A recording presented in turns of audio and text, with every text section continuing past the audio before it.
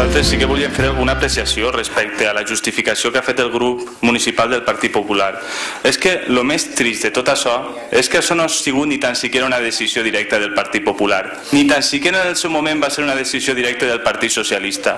Això ha estat el resultat d'anys d'inclinació dels dos grans partits del sistema cap als mercats, de la fallida de l'acció de la política front als mercats. Això és el més trist de tot això.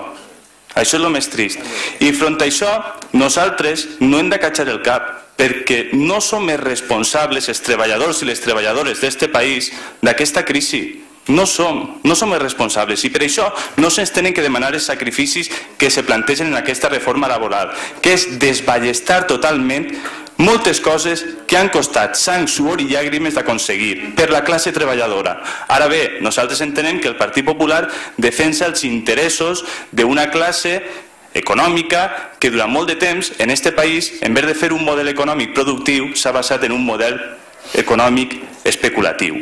I això, eixa gent i els que en teoria exerceixen la seva representació sí que han d'assumir aquesta responsabilitat, però no els treballadors, no els de baix.